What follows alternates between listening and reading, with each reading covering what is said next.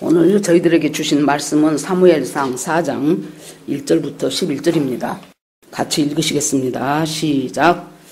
사무엘의 말이 온 이스라엘에 전파되니라. 이스라엘은 나가서 블레셋 사람들과 싸우려고 에베네셀 곁에 진치고 블레셋 사람들은 아베기에 진쳤더니 블레셋 사람들이 이스라엘에 대하여 전열을 벌이니라. 그 둘이 싸우다가 이스라엘이 블레셋 사람들 앞에서 패하여 그들에게 전쟁에서 죽임을 당한 군사가 4,000명가량이라. 진영으로 돌아오매 이스라엘 장로들이 이르되 여호와께서 어찌하여 우리에게 오늘 블레셋 사람들 앞에서 패하게 하셨는고 여호와의 언약궤를 실로에서 우리에게 가져다가 우리 중에 있게 하여 그것으로 우리를 우리 원수들의 손에 구원하게 하자 하니 이에 백성이 실로에 사람을 보내어 그룹 사이에 계신 만군의 여호와의 언약궤를 거기서 가져왔고 엘리의 두 아들 홈리와 비느하스는 하나님의 언약궤와 함께 거기 있었더라. 여호와의 언약궤가 진영에 들어올 때에 큰 소리로 외침에 땅이 울린지라. 블레셋 사람이 그 외치는 소리를 듣고 이르되 히브리 진영에서 큰 소리로 외침은 어찌 됨이냐 하다가 여호와의 궤가 진영에 들어온 것을 깨달은지라. 블레셋 사람이 두려워하여 이르되 신이 진영에 이르렀더라 하고 또 이르되 우리에게 화로다. 전날에는 이런 일이 없었도다. 우리에게 화로다. 누가 우리를 이 능한 신들의 손에서 건지리요. 그들은 광야에서 여러 가지 재앙으로 애굽인을 친 신들이니라. 사람들아 강하게 되며 대장부가 되라. 너희 히브리 사람의 종이 되기를 그들이 너희의 종이 되었던 것 같이 되지 말고 대장부같이 되어 싸우라 하고 블레셋 사람들이 쳤더니 이스라엘이 패하여 각기 장막으로 도망하였고 살육이 심히 커서 이스라엘 보병이 엎드린 자가 30,000명이었으며 하나님의 궤는 빼앗겼고 엘리의 두 아들 홈리와 비느하스는 죽임을 당하였더라. 아멘. 기도하겠습니다. 하나님 감사합니다. 오늘 저희들에게 교회 나올 수 있는 건강도 주시고 믿음도 주시고 환경도 주신 것을 감사드립니다. 말씀 속에서 일하시는 주님, 말씀으로 저희를 통치하기를 원하시는 주님, 말씀으로 저희의 심령을 바꾸시는 주님, 이 시간 성령께서 각 사람의 심령 속에 오셔서 하나님을 더욱 알아가는 기회가 되게 하시고 더욱 사랑하고 사모하게 하여 주시옵소서. 아버지, 이 시간 성령께서 한 말씀 한 말씀 우리 주님이 인도하시고 우리가 그 말씀 속에서 주님의 은혜 가운데서 하나님과 더불어 동행하는 삶을 사는 그 단초가 되는 시간이 되기를 원합니다. 하나님 앞에 모두 올리고 우리를 구원하신 예수님 이름으로 기도합니다. 아멘. 이 사무엘상은 시대적인 배경을 보면은 사사기가 끝나가는 시점쯤 됐어요. 그러니까 사사기는 그때 이스라엘에 왕이 없으므로 사람들이 자기 소견에 좋은 대로 행하였더라 그랬어요. 다시 말하면 하나님의 어떤 통치를 받기보다는 자기 마음에 좋은 대로 자기한테 이익이 되는 대로 그렇게 살아가고 하나님의 말씀은 전부 땅에 떨어져 버린 그런 시기에 지금 이 사무엘상이 시작을 합니다. 시작은 어느 한 마을에 애를 못 낳은 여자가 있었어요. 지금하고 다르죠. 그때는 애를 못 낳는다는 것은 여자로서 참 자기의 어떤 생명이 끊어진 것 같은 그런 상황 속에서 애를 못 낳아요. 그래서 남편이 애 낳기 위해서 다른 부인을 얻었어요. 그 여자는 애를 잘 낳아요. 그런데 애만 낳고 만 것이 아니고 그 여자가 계속해서 격동을 해요.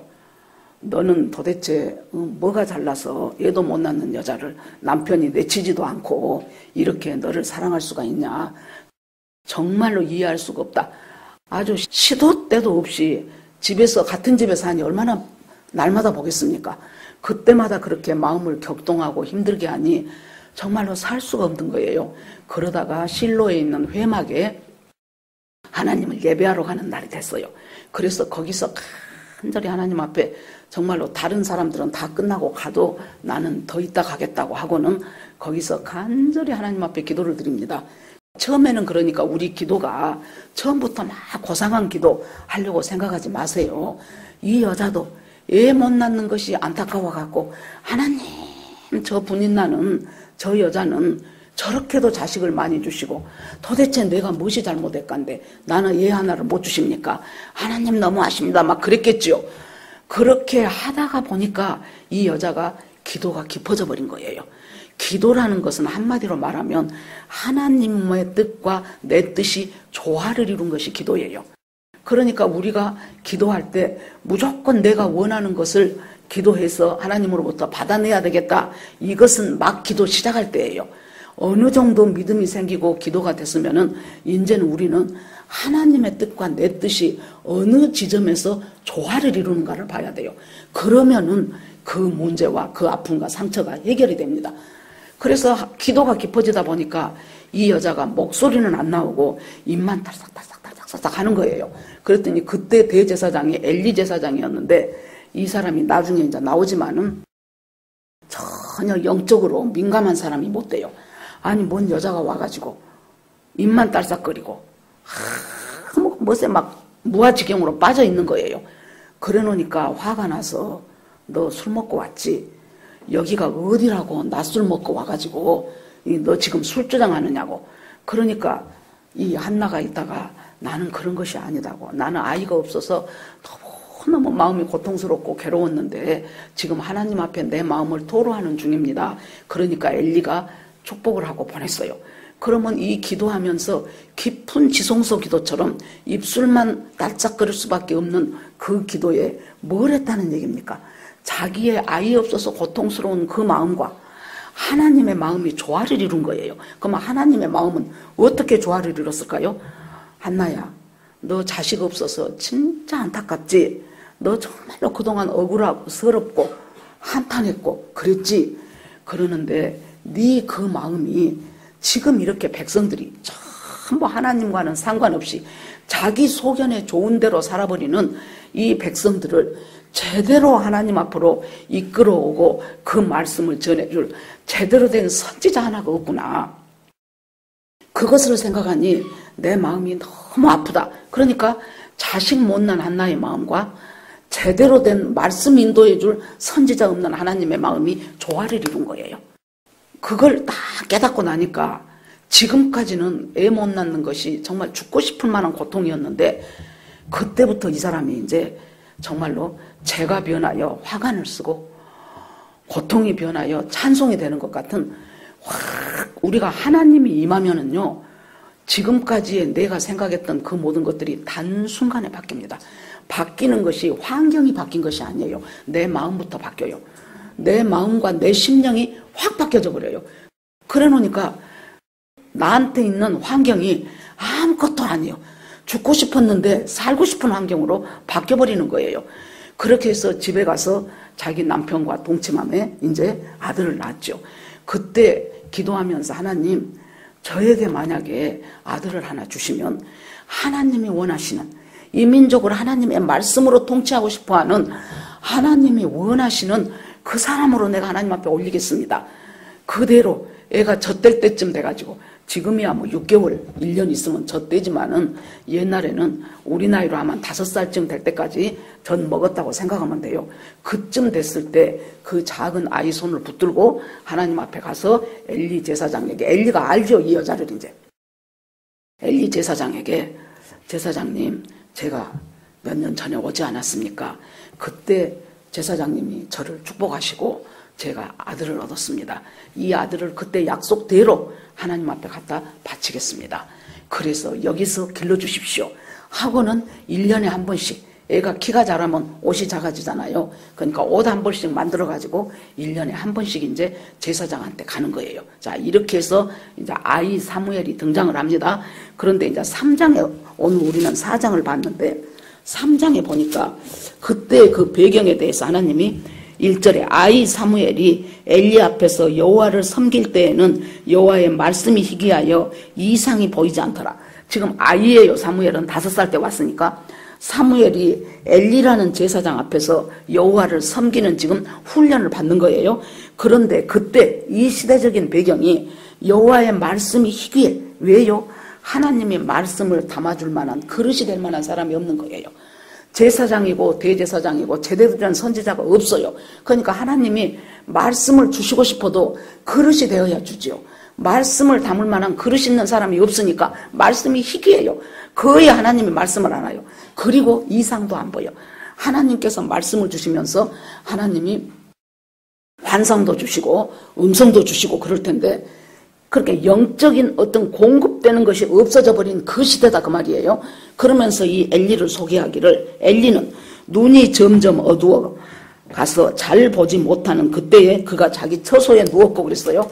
눈이 어두웠다는 것은 나이가 많으니까 시력이 약해졌다는 그 뜻이지만은 실은 이스라엘의 영적인 상태가 이 엘리 제사장이 눈이 어두워가지고, 영적인 눈이 어두워가지고 지금이 시대가 어떤 시대인지, 하나님이 지금 우리에게 뭘 원하시는지 그런 것에 너무도 둔감한 사람이 이 대제사장이에요. 그래가지고 이 사람이 눈이 어두워져가지고 하나님의 말씀을 전달하지도 못하고 하나님의 뜻을 가르쳐주지도 못하고, 그렇게 해서 그는 자기 처소에 누웠어. 이제 잠자러 갔어요. 근데 3절에 보니까 하나님의 등불은 아직 꺼지지 아니하였으며 사무엘은 하나님의 궤 있는 여호와의 전 안에 누웠더니 그랬어요. 그렇게 해서 이제 성소에 있는 하나님의 등불은 제사장이 밤에 불을 켜요. 그래서 계속 기름을 점검을 하면서 불을 켜서 언제 끕니까? 새벽이 오면 불을 꺼요. 그러니까 아직 그 등불이 꺼지지 않았다. 즉 여기에서 말씀하는 것은 이렇게 대제사장이라고 이 이스라엘 백성을 가장 영적으로 잘 인도해야 될 사람이 눈이 어두워, 영적인 눈이 어두워, 그래가지고 아무런 도움이 되지 않는 이 시점에 아직 불이 안 꺼졌다는 것은 뭘 의미해요? 하나님께서 사무엘이라는 이 아이를 통해서 이스라엘 백성의 불이 꺼지지 않는 것을 지금 준비하고 계신다는 뜻이에요. 엘리는 40년이나 제사장을 했어도 이 불은 점점 꺼져가고 있고, 아무것도 모르는 어린아이 5살, 6살 먹은 이 아이는 하나님 앞에서 점점 자라가고 있습니다. 그런데 엘리는 자기 처소에 가서 잠자고 있고, 이 어린 사무엘은 여호와의 전 언약궤 앞에서 그곳에서 수종 들고 있었어요. 하나님이 누구한테 하나님의 말씀을 전해주겠습니까? 이 어린 아이, 이때는 이제 좀 컸어요. 한 보통 학자들이 12살 정도 되었을 것이라고 봅니다. 그러는데 그때 그 무렵쯤 됐을 때 성전에 언약궤 앞에서 수종 들고 봉사하고 있는 이 사무엘을 하나님이 부르십니다. 사무엘아, 사무엘아. 그러니까 사무엘이 아직 하나님하고 직접적으로 면대를 한다거나 하나님의 말씀을 들었다든가 이상을 봤다든가 그런 것은 아직 없을 때예요. 그러니까 제사장이 부른 줄 알고, 예, 부르셨습니까? 그랬더니 아니다, 너 안 불렀다, 가서 자라 그러죠. 또 가서 누웠더니 또 사무엘아, 사무엘아. 또 쫓아가서 저 불렀습니까? 아니야, 안 불렀다. 3번째에 왔을 때 비로소 엘리가 하나님이 저 아이를 부르는구나, 이제 또 너를 부르거든. 여호와여, 제가 여기 있습니다, 말씀하옵소서. 그렇게 말하라는 거예요. 자, 옆 사람하고 한번 해보세요. 제가 여기 있습니다, 말씀하옵소서. 시작. 예, 금년 1년 동안은 이것을 여러분들이 많이 하나님 앞에 하시기 바랍니다. 뭐가 어떻게 되어 있는지 모르겠고, 암담하고 캄캄하고, 앞으로 가는 것이 옳은지 뒤로 나가는 것이 옳은지 정말로 뭐를 어떻게 해야 될지 모르겠을 때 주여 듣겠습니다. 내 마음에 안 맞아도 주님이 말씀하시면 제가 듣고 따르겠습니다. 주여 말씀하옵소서. 이 기도가 많아지는 저와 여러분들이 되기 바랍니다. 그랬더니 4번째 부르지요. 그러니까 이제 그때는 언약궤 앞에 가가지고 주여 말씀하옵소서, 제가 듣겠습니다. 그랬더니 엘리 집안이 멸망할 것이라는 말씀을 하셔요. 그 이유는 엘리의 2 아들이 홈리와 비느하스가 있었는데, 얼마나 제사장은 제일 영적으로 민감해야 될 그 아버지는 이렇게 둔하지요. 영적인 눈이 어두워졌죠. 옛날에는 그때는 제사장이 세습제였어요. 그러는데 그 2 아들들은, 얘네도 지금 제사장 직무를 감당해야 되는데 이 2 아들들이 하나님 알기를 우습게 하는 거예요. 지난번에 제가 어떤 책을 보니까요, 능력 있는 사람이 누군가 하는 것을 3가지로 얘기했더라고요. 첫째, 하나님 무서운 줄을 아는 사람. 하나님 무서운 줄을 아는 사람이 능력 있는 사람이라는 거예요. 하나님 두려운 줄을 알기 때문에 하나님의 뜻에 합당하게 살고자 애쓰겠죠. 2번째, 하나님과 사람을 향하여 진실한 자. 정말로 하나님 앞에도 진실하고 사람 앞에도 진정성 있게 사람을 대하고 진실한 자. 3번째, 부당한 이익은 결코 거절하는 자. 이 사람이 능력 있는 사람이라는 거예요. 그런데 제사장은 능력이 있어야 될 거 아닙니까? 그런데 홈리와 비느하스는 성막에서 수종드는 여자하고 성폭행해버려. 하나님 무서운 줄은 모른 거죠. 그 다음에 이제 백성 중에 하나님 앞에 예물을 드리러, 제사 드리러 와서 양이나 소나 갖고 와서 드리면은 사람 시켜갖고 제일 좋은 부위, 지가 제일 좋아하는 부위를 뚝 잘라갖고 갖고 오라는 거예요. 그러니까 제사 드리러 온 사람이 하나님 앞에 먼저 드리고 나서, 그리고 나서 당신이 가져가라 그러니까 소용없다고, 내가 필요하다고, 이렇게 하나님 앞에 방자예행하면서 거기다가 음란으로 거기에서 수종드는 여자 성폭행하면서 그렇게 사는 그 가정. 그런데 아버지가 소문을 들었으면서도 강하게 이 아이를 어떻게 책망하지 못하고, 야야 소문이 안 좋다, 너 그러면 되겠냐, 이 정도로 하고 넘어갔다는 거예요. 그래서 하나님께서 그 집이 멸절할 것인데, 그것은 이 사람들은 용서를 받을 수가 없다는 거예요.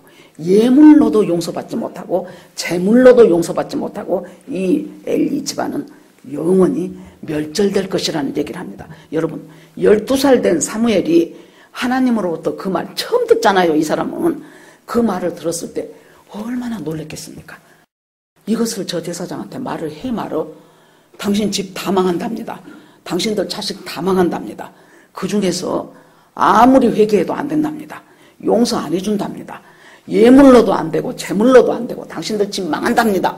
이 말을 하려니 할 수가 있겠습니까? 엘리가 부르지요. 하나님이 너한테 하신 말씀을 말해라. 할 수 없이 얘기를 합니다. 그런 상황 속에서 사무엘은 성경에 보니까 점점 자라가며 그랬어요. 물론 나이 먹으니까 키가 자라지만은 이 사무엘은, 엘리는 점점 어두워가, 사무엘은 점점 자라가, 사무엘은 믿음이 자라가고 하나님께서 사무엘과 함께 하심으로 이스라엘의 모든 사람들이 사무엘의 말이 하나도 땅에 떨어지지 않아요. 사무엘이 하나님께 받아서 한 말은 그대로 이루어져요. 그러니까 사무엘을 중심으로 이제 점점 구심점이 사무엘에게 옮겨가면서 하나님의 말씀이 사무엘을 통해서 들려지기 시작하죠. 이런 시점 가운데서 이제 블레셋이 군사를 쫙 몰고 와가지고 전쟁을 하자고 합니다. 블레셋은 원래 그 에게해, 그레데해 이런 데에 있던 족속인데 이 사람들이 BC 한 12세기경이다 그래요. 그때쯤 올라오기 시작해가지고 지금 그 이름도 잘 알게 된 가자지구 있죠. 그 가자 해안지구, 지중해 서편 그쪽에 쭉 길게 자리 잡은 것이 블레셋 사람들이었어요. 이 블레셋 사람들이 이스라엘 백성이 가나안에 있을 때 옆구리 가시처럼 힘들게 했던 사람이에요. 얼마나 블레셋이 못 잡아먹어서 날렸던 사람들이 블레셋이에요. 그런데 이 블레셋 사람들은 군사력이 강해요. 그때가 철기 문화가 막 시작될 때거든요. 철기 문명이. 그런데 블레셋 사람들은 이 철을 다룰 줄 알았어요. 그러니까 창과 활과 칼과 이런 무기를 만들 줄 아니까 무기가 없어요. 이스라엘 사람들은. 철기가 이 사람들한테는 아직 보급이 안 됐어요. 그러니까 둘이 군사력을 경쟁을 하면은 블레셋한테 이길 수가 없는 그 전쟁을 지금 저들이 지금 시작을 해왔습니다. 그래서 전쟁을 했는데 이스라엘 백성 4,000명이 죽었어요. 4,000명이 죽어버리니까 전부 도망왔죠. 그렇게 해가지고 이제 이스라엘 장로들이 전부 모여요. 그래가지고 도대체 우리가 저 블레셋 사람한테 어찌하여 하나님 우리를 저 블레셋 사람한테 전쟁에서 패하게 만들었습니까? 질문은 잘했어요. 우리가 살아가면서 하나님 앞에 질문을 잘해야 됩니다. 이 사람들이 질문은 잘했어. 하나님, 우리가 어찌하여 하나님 저 블레셋 사람, 하나님을 모르는 저 블레셋 사람들한테 우리가 이렇게 전쟁에서 패해서 4,000명이나 사람이 죽었는데 하나님 이유가 무엇입니까? 그렇게 하나님 앞에 물었는데, 그러면 여기서 제가 안타까운 것이 사무엘이 계속해서 믿음이 자라갔다 그랬죠. 사무엘이 지금 하나님의 통로예요. 그래서 하나님이 사무엘한테 말씀하면 사무엘이 백성들한테 알려줘요. 그러면 이 사무엘한테 쫓아가서 우리가 이렇게 전쟁에서 졌는데 하나님 앞에 한번 물어봐 주세요. 원인이 무엇인가 물어보시고 어떻게 해야 이 전쟁을 이길 것인가를 한번 물어봐 주세요. 이래야 되죠. 소용없어. 사무엘 던져버렸어요. 평상시에 하나님 살아계시지, 당연해, 나 하나님 믿어, 확실히 하나님 살아계셔, 나를 도우시는 분이요, 이렇게 해놓고 어려운 문제가 막상 닥치면은 하나님 어디 가버려요. 어디 가버리고 내가 평상시에 반응했던 것처럼, 내가 알고 있는 것처럼 내 상식선에서 막 문제를 해결하려고 합니다. 그런데 이제 안 물어봐요, 사무엘한테. 그러고 우리가 어찌하여 저 블레셋 사람들한테 이렇게 전쟁에서 패했단 말인가? 질문을 잘 던져놓고 답을 어떻게 냅니까? 이 사람들이 어떤 답을 내야 돼요? 하나님, 가르쳐 주옵소서. 우리가 무엇이 하나님과의 사이의 문제입니까? 전쟁은 여호와께 속했는데 지금까지 모든 전쟁을 인도하신 분은 하나님이셨습니다. 하나님, 이 원인을 우리에게 가르쳐 주시고 회개할 것이 무엇인가 하나님 가르쳐 주세요. 이렇게 하고 하나님께 나가야 되는데 하나님 앞에 통에 잡아가고 회개하려니까 이것이 어렵고 싫어요. 여러분, 회개도요, 평상시에 자주자주 해본 사람이 문제가 생길 때 하나님 말씀하십시오, 제가 듣겠습니다 그러지, 전혀 하나님하고 상관없이 살다가 어느 날 갑자기 무릎 꿇고 하나님 말씀하십시오, 안 된다니까요. 그러니까 자기들이 어떻게 생각을 했어요? 쉬운 방법. 그래서 이 교회가 요즘에 와서 교회가 참 세속화되어 버리고 이렇게 세상이나 교회나 구분을 못하겠다. 교회가 세상을 잘 인도해 가는 것이 아니고 오히려 세상이 교회를 걱정해야 되는 때가 돼버렸다고 요즘은 그렇지 않습니까? 그러면은 그때 하나님 앞에 기도하면서 하나님 통에 잡아가면서 주님 가르쳐 주십시오. 우리가 무엇 때문입니까? 하고 기도를 해야 되는데, 그래서 세상이 이렇게 세속화되는 것이 사람들이 기복신앙, 번영신앙 그런 것 때문에 하나님인지 우상인지 분별이 안 돼. 이스라엘 백성이 자기들은 왜 문제가 있어도 문제인 줄 몰랐습니까? 하나님과 이방신을 겸하여 섬겼어요. 하나님은 하나님인데 째깍째깍 뭘 안 들어주는 것 같아. 근데 사람은 뭔가 문제 해결을 딱 자기가 받고 싶거든요. 자식이 없으면은 딸까닥 하고 자식을 준다는 신한테 가서 빌고 싶고, 돈이 없으면은 딸까닥 하고 돈을 준다고 하는 그 신한테 빌고 싶어요. 그러니까 이스라엘을 제외한 모든 나라들은 전부가 다 다신교요. 다신교가 편해요. 애 못 낳는 애 낳게 해준 신한테 빌고, 돈 없으면 돈 준다는 신에게 빌고, 농사 잘 안 되면은 농사 많이 짓게 해준다는 신한테 빌고. 그렇기 때문에 이렇게 하나하나 자기의 소원을 들어주는 그 신이 좋지요. 그래서 그 신한테 우상 숭배하고 거기다 하나 더 보태야 되는 것이 요새 와서는 뭔 줄 압니까? 문제 해결. 기도하고 응답받고 문제 해결됩니다. 그러면은 문제 해결. 그것이 하나님으로부터 온 것인지 아닌지 상관이 없어요. 이 문제만 해결된다면 절간에라도 가서 빌 것이고, 어디 유교 공장 앞에 가서도 빌 것이고, 이 문제 해결, 이것들 때문에 이 사람들이 지금 하나님 어찌하여 우리가 그랬는고 해놓고는 답을 어떻게 내려요? 언약궤가 없었다. 언약궤를 갖다가, 언약궤는 하나님의 임재의 상징인데 언약궤를 갖다가 우리가 앞에다 두고 전쟁을 하면 틀림없이 이길 것이다.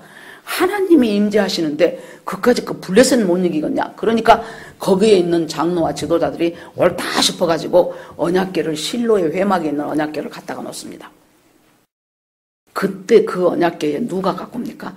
아까 말했던 홈리와 비느하스가 같이 오더라는 거예요. 엘리 제사장은요, 그래도 제사장 짬밥이 있어갖고 언약궤를 전쟁 중으로 갖고 왔다 그러니까 달달달달달달 떨어요. 그러면 안 되는데, 언약궤는 하나님 허락이 없이 옮기면 안 되는데, 이 사람들이 이렇게 했네. 언약궤는 하나님께서 모든 민족이 이동할 때 하나님이 허락해서 언약궤가 앞에 가요. 여러분, 요단강 건널 때 요단강이 아주 몸에 거들 때여갖고 남실남실 했지요. 그런데 하나님이 제사장들이 언약궤를 붙들고 먼저 물로 내려가라 그러지요. 그러고 요단강이 갈라지지요. 그러니까 언약궤가 움직이는 것은 하나님이 원하신 대로, 하나님의 뜻대로 그렇게 나가야 돼요. 그런데 언약궤를 딱 갖다 놨어요. 한마디로 말해서 언약궤를 무슨 취급한 것입니까? 부적 취급한 거예요.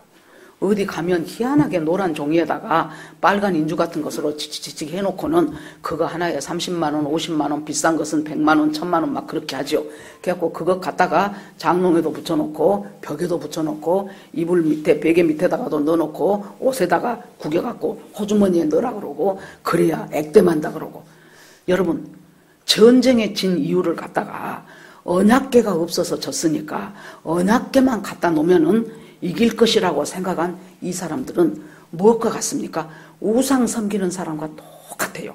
여러분, 금년 1년을 새로 시작하는데 혹시 내가 하나님을 내 문제 해결해주는 도깨비 방망이 정도로 생각하고 있지 않는가?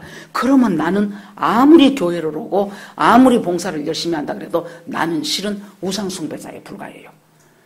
금년 1년 동안에 이것들을 잘 알면서 내가 기도하는 가운데 하나님을 이용하려고 하지 말고 하나님 앞에 신실하기 위해서 기도하시기 바랍니다. 내 뜻과 하나님의 뜻이 조화를 이루기 위해서 하나님 기도하기를 원합니다. 하나님, 내 마음과 하나님의 마음이 하나 되게 하기 위해서 하나님, 저는 기도 제목이 그렇게 되기를 원합니다.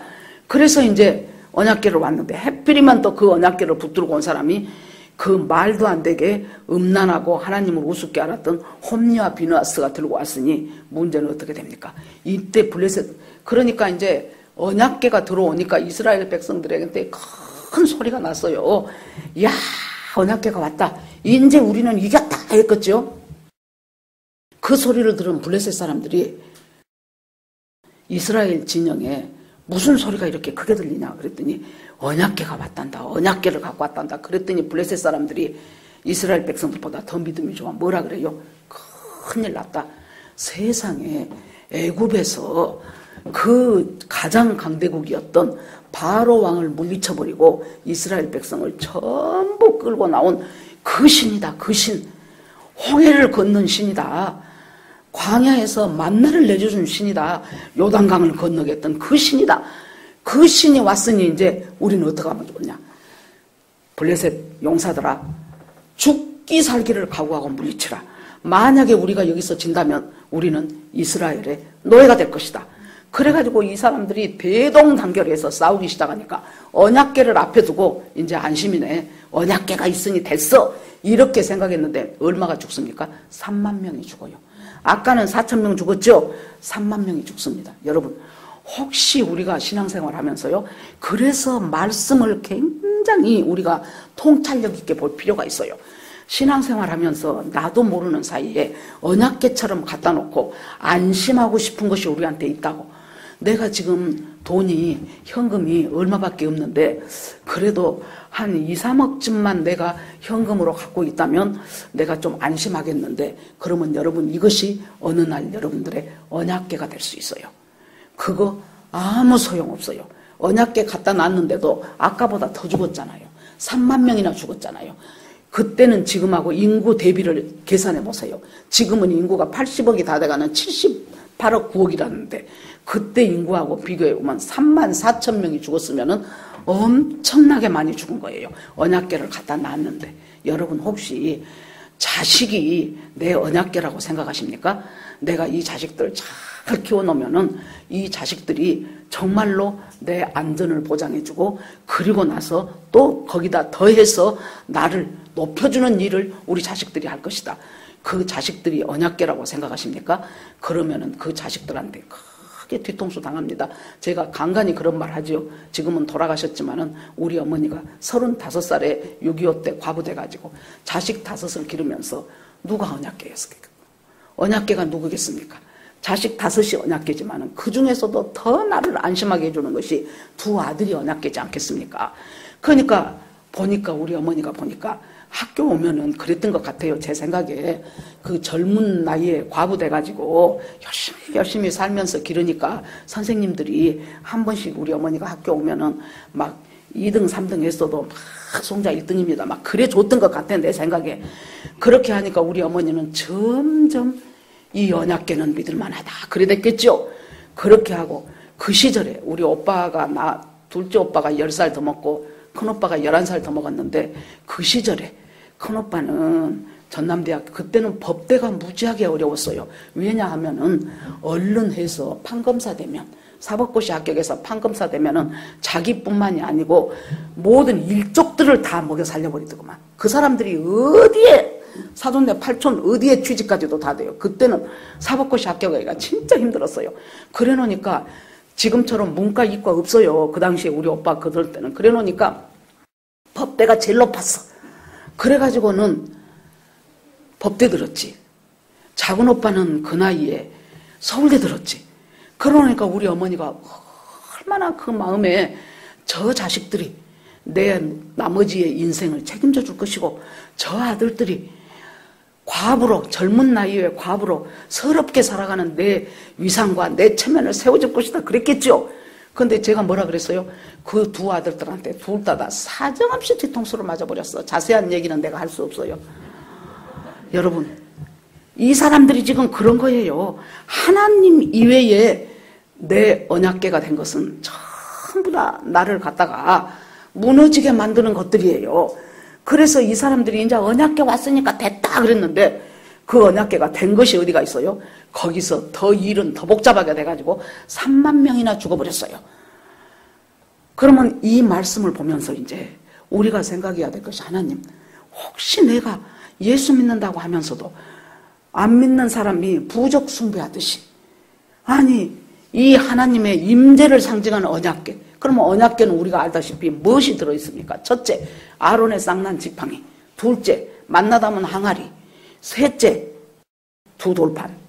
자, 그러면 이 언약궤에 들어있는 아론의 쌍난 지팡이는 이 사람들이 이제 광야 생활 하다 보니까 우리가 인생 살면서요, 뭔가 힘들고 어렵죠. 그러면 꼭 누구 하나 정해놓고 그 사람한테 그 탓을 하고 싶어 해요. 아버지 때문이야, 너 때문이야 그러면서 네가 그때 그래서 그랬지 하고 당신이 그때 잘못 투자해서 그렇게 된 거지 하고 그래 놓으니까 이 사람들이 모세와 아론을 공격하기 시작합니다. 네가 뭐요? 너만 잘났어? 나도 잘났어. 그러면서 너만 하나님이 세웠어? 우리도 세웠어? 하면서 이제 공격을 하죠. 그래서 이것이 지도권이 지금 복잡하게 생겼어요. 그래 놓으니까 하나님이 각 지파의 대표 하나씩 전부 막대기 하나 갖고 와. 그래서 여기다 놔둬. 단 앞에 놔뒀어요. 그 뒷날 아침에 보니까 다른 막대기는 그대로 있는데 아론이 갖다 놓은 막대기에 싹이 나고 그 다음에 꽃까지 피었어요. 지금 이 언약궤에 들어있는 이 세 가지는 결과적으로 광야에서 하나님이 이들한테 얼마나 놀라운 기적을 베풀었는가를 지금 얘기하는 거예요. 그러는데 그것만이 아니고 여러분 보세요.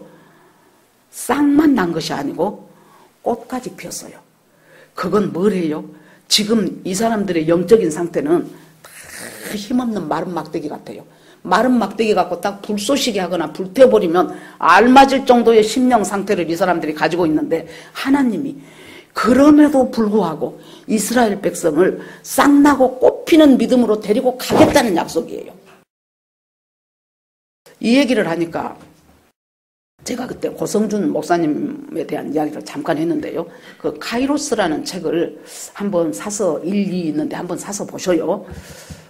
거기를 보면은 이분이 이제 아무튼 미국에서 열심히 해서 아무튼 이제 뭐 박사학위를 받았는데 그 박사학위를요, 그 하나님이 이 사람의 어떤 그 마지막, 하나님이 우리를요, 딱 저울에다 달아볼 때가 있어요. 네 믿음이 어디까지인가 보자 하고. 이 사람이 이제 다 통과됐어요. 박사 논문 다 통과되고 자기 교수가 사인 다 했어요. 그랬는데 부르더니 저기 스탠포드에 있는 그 박사가 이것이 조금 이 대목이 이상하다고 한다.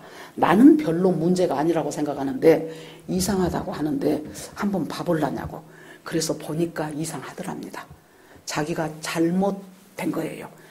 그래서 얼마나 기도를 하면서 진짜 뭐 몇 년입니까? 가난한 그 대학원 생활하면서 기도를 하면서 드디어 풀어냈어요. 드디어 맞췄어요. 그래서 교수한테 또 갖고 갔어요. 그랬더니 교수가 너무너무 탁월하다고 놀랍다고 그 자기한테 태클 걸었던 스탠포드 박사도 진짜 최고라고 어떻게 이렇게 이 결론을 이렇게 도출을 했냐고. 그러고 이제 다 사인됐어. 이제 뭐만 하면 돼요? 이제 박사 가운 입고 졸업하고 이제 한국으로 금이 환영하면 돼. 그러는데 자기가 보니까 틀렸더랍니다. 자기 담당 교수도 오케이 하고 태클 걸었던 그 다른 대학 교수도 오케이 했는데 자기가 보니까 틀렸어. 얼마나 그때 갈등이 생겼겠어요. 저는 그 책 읽으면서 나 같으면 어땠을까 생각해 봐요. 나는 입 딱 다물어. 아무 말 안 해. 그러고 아니 저 교수들이 다 사인했는데 뭐 그러고는 그 사인 딱 받고 그러고 한국에 와서 어디 대학 교수 하면서 그거 다시 연구해봐. 틀림없이 나는 그랬을 거야. 틀림없이. 근데 이 사람이 그때 확 은혜를 받았어요. 이 사람이. 그래갖고는 가갖고 틀렸다고. 나 이 학위 받을 수 없다고 그래요. 여러분 말이 쉽지. 낱말이니까 말이 쉽지. 한번 해볼래요? 그렇게? 그런 상황 속에서 이렇게 이제 교수한테 그 말을 하고 차를 그 털털거리는 중고차를 몰고 오는데 갑자기 자기 차 안에 성령의 임재가 가득하더랍니다. 그러면서 하나님이 정말로 내가 너를 축복한다. 그러면서 자기 마음속에 하나님 제가 이제 한국 가면은요 그냥 이렇게 5년인가 7년인가 이 고생을 했는데 이제 이것은 끝났고 내가 할 수 있는 뭐가 없을까요? 이제 편의점을 할까요? 수퍼를 할까요? 내가 고등학교 수학선생을 할 수 있는데 할 수 있을까요? 이제 그렇게 하면서 이제 차를 타고 울면서 오는데 하나님의 임재가 그렇게 가득하더라는 거예요. 그런데 그날 밤에 꿈을 꿨는데요. 하나님이 그 틀렸던 그 부분에 대해서 꿈으로 다 가르쳐 주셨어요. 꿈에 그것이 다 해석이 돼버린 거예요. 꿈으로 다 가르쳐 줬어. 그렇게 해가지고 정말로 제대로 된 박사학위를 받고 왔는데 하나님께서 한국에 가면 그래서 자기는 하나님이 너무 좋아서 하나님 나 선교사 할게요. 그랬더니 한국에 가서 선교사 하지 말고 젊은 청년, 중년 이 젊은 엔지니어 출신들 이 사람들 1 더하기 1이 2여야만 되는 이 사람들에게 네가 제대로 된 복음을 전해라. 그래서 여러분 수원에 저 삼성 있는 그쪽에 교회를 개척을 했는데요. 제가 꽃하면서 이 얘기가 나옵니다. 어느 날 성탄절인데 애들이 그래도 추리가 있어야죠. 그러면서 젊은 애들이 어디 산에 가갖고 나무를 뚝 잘라갖고 갖고 왔더랍니다. 그래서 이제 거기다가 뚝 중간을 잘라갖고 갖고 왔으니까 나무가 자빠질 거 아닙니까? 그러니까 둥그런 빨간 플라스틱 통이 있었어요. 그 통에다가 나무를 세우니까 나무가 자빠져. 그러니까 세멘을 갖다가 딱 부어버렸어요. 그러니까 이제 콘크리트로 나무를 고정을 시킨 거죠. 그렇게 하고 이제 크리스마스는 끝나고 이제 추리도 다 떼고 이제 그냥 나무는 그대로 교회 앞에다 놔둔 거예요. 그 이듬해 봄이 됐어요. 4월. 갑자기 우체부 아저씨가 오더니 아니 별일을 다 보겠네 그래요. 왜 그래요? 그랬더니 세상에 그 나무에 꽃이 만발해 버렸어. 꽃이 만발해 버렸어요.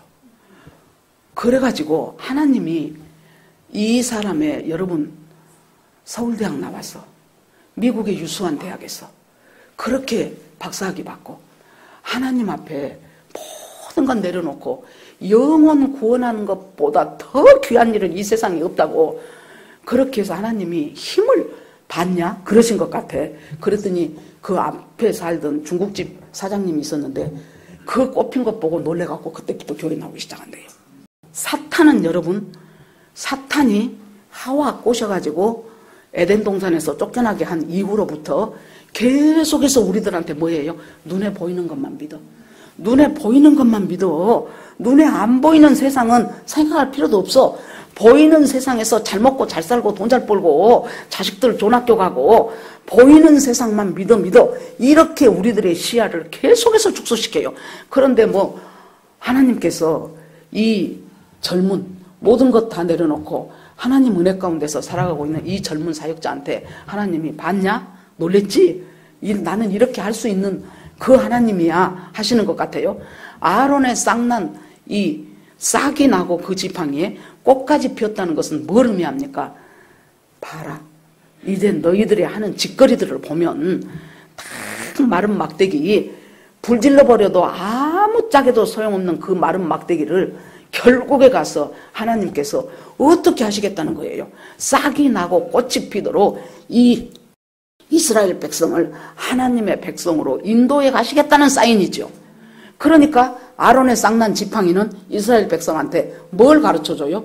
우리들은 하나님을 대적하고 하나님이 세우신 그 지도자를 어떻게 해서든지 물리쳐버리고 싶고, 이스라엘 백성들 광야에서 주제가가 무엇입니까? 애굽으로 돌아가자, 애굽으로 돌아가자. 못 가, 애굽으로 갈 수도 없어요. 애굽으로 돌아가자. 모세 저거 죽이자, 돌로 쳐라. 이것이 그 사람들 일이었어요. 그런데 두 번째는 뭡니까? 이제 항아리에 담겨있는 만나. 이스라엘 백성들이 나왔어요. 홍해 건넜어요. 가지고 있었던 비상식량들은 다 먹었어요. 이제 그러고 나니까 이 광야를 아무리 뺑뺑 돌아봐도 세상에 먹을 것이 한 군데도 없어. 농사를 질 수가 있어요? 사막 땅인데 농사도 없지요. 사람이 살아갈 만한 어떤 먹을거리 될 만한 것도 없지요. 나무가 무성해서 무슨 열매가 있는 것도 아니죠. 그러니까 이 사람들이 모세와 하나님을 원망하여 가로되 애굽에 매장지가 없어서 우리를 여기까지 데리고 나와서 이제 굶겨 죽이려냐 그러죠.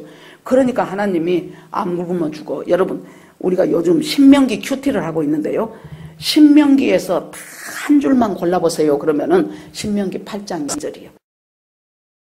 여호와께서 이스라엘 백성에게 이르시기를 사람이 떡으로만 사는 것이 아니요 하나님 입에서 나오는 모든 말씀으로 사는 것을 가르치기 위해서 너희를 이 광야로 데리고 나왔다는 거예요. 이 사람들은 여태까 애굽에서 바로가 주는 떡덩어리가 자기를 먹여 살린다고 생각했어요. 하나님이 아니라는 거예요. 사람이 주는 떡으로 사는 것이 아니고 하나님의 입에서 나오는 말씀으로 사는 것이라. 그래서 그 말씀의 떡을 가르쳐 준 것이 만나잖아요. 만나를 내렸어요. 언제까지? 40년 동안 하루도 빠짐없이 신실하게. 그러면은 이 만나를 담은 항아리를 볼 때는 이스라엘 백성들이 뭘 생각해야 돼요? 하나님, 우리는 하나님이 먹을 것만 주면 하나님 잘 섬길 줄 알았는데요. 하나님이 40년 동안 먹을 걸 줬어도요. 맨날 하나님 앞에 원망하고 애굽으로 돌아가자, 모세 죽이자, 아론 쳐라, 이 짓거리 하다가 넘어졌다 엎어졌다 넘어졌다 엎어졌다 하면서 이 수많은 세월이 지난 우리의 불신앙을 보라는 거예요. 우리의 불신앙. 그 다음에 세 번째는 돌판. 이 돌판이 여러분 첫 번째 돌판 아니죠. 두 번째 돌판이죠. 첫 번째 돌판, 모세가 시내산에서 받아갖고 오다 보니까 모세가 얼른 안 내려오네.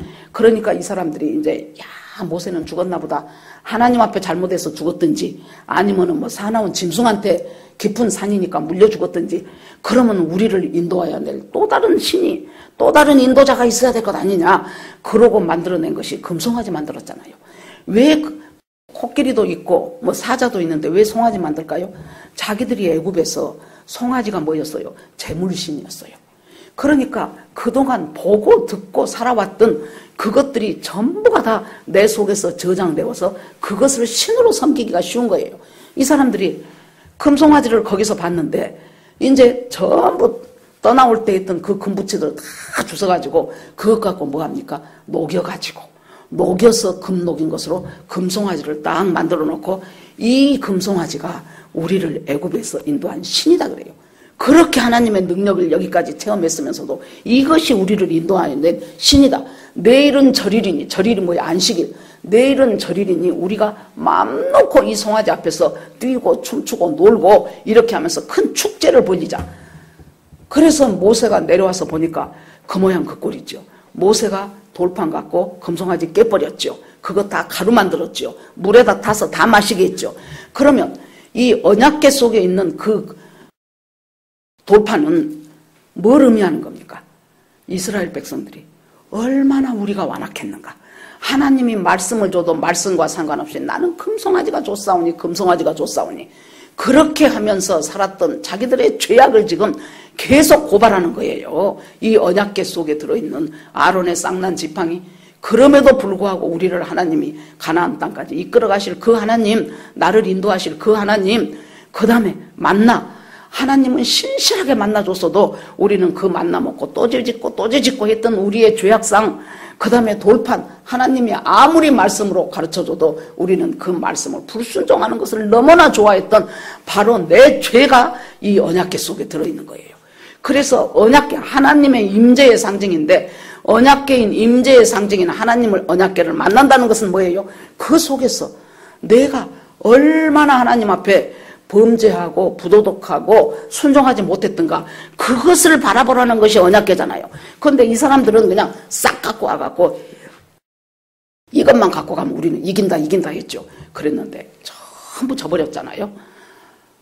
그래서 이제 엘리는 언약궤가 옮겨졌다는 소리를 들으니까 달달달달 떨고 있는 거예요. 그런데 전쟁에 나갔던 베냐민 사람 용사 하나가 엘리한테 왔어요. 그래가지고는 전쟁이 격렬했습니다. 아주 사람이 많이 죽었습니다. 거기다가 언약궤는 뺏겼습니다. 당신 두 아들 홈리와 비나스도 죽었습니다. 사무엘을 통해서 예언했던 대로 엘리 지방에 저주와 멸망이 부어졌어요. 그러면 여기서 우리가 뺏긴 것이 무엇입니까? 첫째, 언약궤를 뺏겼어요. 끊임없이 나를 향하여 말씀 가운데서 우리가 왜 큐티합니까? 끊임없이 하나님 앞에서 이 말씀 속에서 내 죄를 보는 거예요. 내 죄를. 그냥 얍삽하니 나 축복한다는 소리는 할렐루야 할렐루야 아멘 아멘 하고 내 죄를 통찰력 있게 봐야 돼요. 그래야 하나님과 우리 관계가 바로 됩니다. 그러는데 그것은 볼 생각을 안 해. 그래가지고 그 빼앗긴 언약궤 속에서 이 사람들은 그것을 전혀 하나님의 의도를 분간하지 못한 채 그렇게 살고 있는데 드디어 언약궤를 뺏겨버렸다 그러네. 그래 놓으니까 엘리가 의자에 앉아있다가 98세라 그랬어요. 많이도 살았어요. 98세에 의자에 앉아있다가 언약궤 뺏겼다는, 안 그래도 지금 엘리는 비록 무능한 제사장이지만은 언약궤를 저렇게 함부로 갖고 다니면 안 되는데 저 사람들 벌 받으면 어떡하나 하고 달달 떨고 있는데 언약궤를 블레셋이 빼앗아 갔습니다 하니까 그 소리를 듣고 너무 충격받아서 의자에서 떨어졌는데, 아니 의자에서 떨어지면 뭐 허리가 다치거나 엉덩이가 다치거나 그래야 되죠. 목이 부러져서 죽었어요. 하나님 무서운 줄 아는 사람이 능력 있는 사람이에요. 여러분, 금년 1년은 그러니까 벌벌 떠란 말이 아니고 참되신 하나님 앞에 우리가 지혜의 근본이 하나님이라고 성경에 잠언에 10번에 계속 나와요. 지혜의 근원이 하나님인데 지혜라는 것이 여러분 우리들의 삶 속에서 어떻게 풀어진다 그랬습니까? 분별력과 판단력으로 풀어져요. 어떤 것을 분별하고 어떻게 판단해야 될 것인가로 그것이 우리 속에서 풀어져 나가요.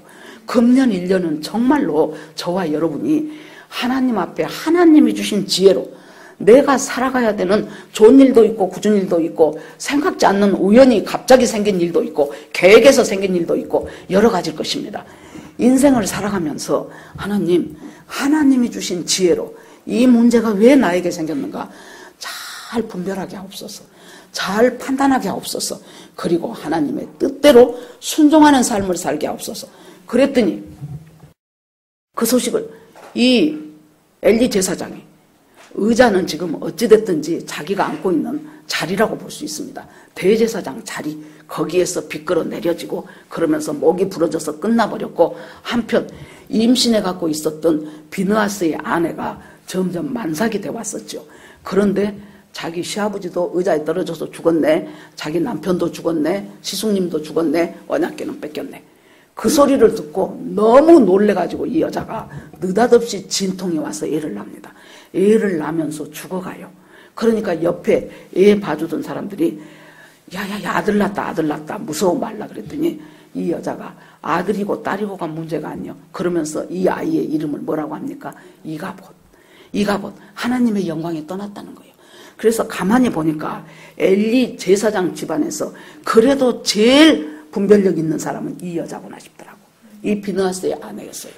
그래서 하나님의 영광이 떠나버렸다. 여러분, 우리가 무엇을 심느냐에 따라서 나와 내 가정의 영광이 엘리 가정처럼 되어버릴 수도 있고, 아니면은 아까 말했던 정말로 다 무너진 것 같고 아무짝에도 생명력이라고는 없는 것 같은 우리 집안, 우리 저 자식, 우리 남편, 우리 아내, 시부모, 이런 사람들이 세상에 하나님의 뜻 앞에 무릎 꿇고 하나님 앞에 그거 갖다 놨더니 나중에 눈 떠보고 나니까 기적적인 일이 생겨났는데 그곳에 세상에 싹이 나더니 세상에 어떻게 싹이 났어? 그랬더니 그 다음에 세상에 거기서 꽃까지 아까 뭐 그때만 있는 것이 아니야. 아까 제가 말씀드렸죠. 그 고성준 목사님이란 분. 어떻게 뚝 잘라갖고 와갖고 푹 꽂아놓고 세면으로 박아버렸는 그곳에서 몇 달 후에 꽃도 한두 개가 피었으면 혹시 무엇이 실수였을까 하는데 만발을 했더랍니다. 만발을 했어요. 여러분, 하나님은 지금도 그때만이 아니고 오늘 이 시점에서도 우리에게 엄청난, 제가 지난번에도 말씀드렸는데 크로노스의 때가 없이 카이로스의 때가 없다라는 말을 했어요. 크로노스는 우리가 헬라어에서 때가 두 개예요. 하나는 크로노스는 째깍째깍 하는 물리적인 시간이에요. 카이로스는 어느 날 갑자기 아까 그 꽃 피어버린 것처럼 어느 날 갑자기 나에게 쏟아지는 하나님의 은혜의 시간이 카이로스예요. 그런데 여기서 우리는 그러니까 진짜 나도 오늘 가갖고 빨간 플라스틱 통에다가 막대기 하나 딱 해갖고 세면 박아서 한번 해놔볼까? 봄까지 한 좀 남았는데 기다려볼까? 그것이 우리는 그런 어떤 누가 어떻게 해서 엄청난 그런 신비스러운 일이 생겼단다 그러면 그러는데 어떤 목사님을 통해서 날마다 우리가 살아가는 시간은 크로노스라 그랬죠. 날마다 살아가는 그 시간 그 순간 그것들의 때가 없이 카이로스 은혜의 때는 오지 않는다 그 말이에요. 그러니까 그때 뭔 선교사님이 이영표 선수도 그 말 했는데 자기가 이제 선교사 언제 나간다 놔두고 이제 기도로 준비를 해요. 근데 집에 있으니까 나 애기 기저귀 가려야 되고 분유타 먹여야 되고 그냥 애들 보느라고 정신이 없어요. 그래서 하나님 나는 언제 떠납니까? 빨리 선교사로 떠나서 내가 해야 될 사역을 하고 싶은데요. 그랬더니 하나님이 지금 너는 애 기저귀 갈고 분유 먹이고 집안 청소하고 설거지하고 그것이 지금 네 사역이다 그랬답니다. 여러분 크로노스의 시간 없이 카이로스의 시간은 오지 않아요. 날마다 우리에게 주어지는 삶에서 그때마다 하나님 앞에 물으십시오. 묻고 내가 알아서 내 마음에 좋은 대답하지 말고 하나님이 주신 응답을 기다리십시오. 그래서 하나님이 주셨을 때 그때가 바로 이제 크로노스가 카이로스로 바뀌는 시간이에요. 금년 1년 살면서 날마다 주님한테 계속 물으시면서 그리고 하나님의 응답 받으시면서 그러면서 하나님이 주신 지혜 속에서 분별력과 판단력으로 날마다 이 1년이 지내고 나서는 하나님 너무나 2024년은 정말로 주님과 허니문 같은 시간이었어요. 정말로 아름다운 시간들이었어요. 주님 감사합니다. 그 말을 할 수 있는 저와 여러분이 되기를 주의 이름으로 축원합니다. 아멘. 이 시간 주여 한번 부르면서 오늘 말씀 나에게 있어서 언약궤는 무엇인가 그 언약궤를 어떻게 하나님 앞에 섬겨야 될 것인가 하는 것들을 두고 주여 한번 부르고 기도합니다. 주여 하나님 아버지 주님의 은혜를 감사드립니다. 하나님 아버지 하나님의 임재의 상징인 언약궤를 우상 숭배자들이 부적 갖다 붙이는 식으로 그렇게 신앙을 미신화해버리는 일이 왜 우리에게는 없었겠습니까? 그런 것들을 더 살피고 더 분별력 있고 더 판단력 있게 하나님 그런 것들이 잘 살펴지는 금년이 되기를 원합니다. 부족합니다. 하나님 용서해 주시고 하나님 참 마음이 많이 힘들지만 그럼에도 불구하고 하나님께서 우리를 하나님의 사람으로 세워가 주시기를 간절히 원합니다. 금년 1년 동안 제자들 교회 모든 교우들 주님께서 한 사람 한 사람 축복하시기를 원합니다. 어떤 경우에도 정말로 세속화되어버리는 사람들이 되지 말게 하시고 하나님 앞에서 하나님의 사람답게 살아가는 저희가 되기를 간절히 원합니다. 하나님 앞에 모두 올리고 예수님 이름으로 기도합니다. 아멘.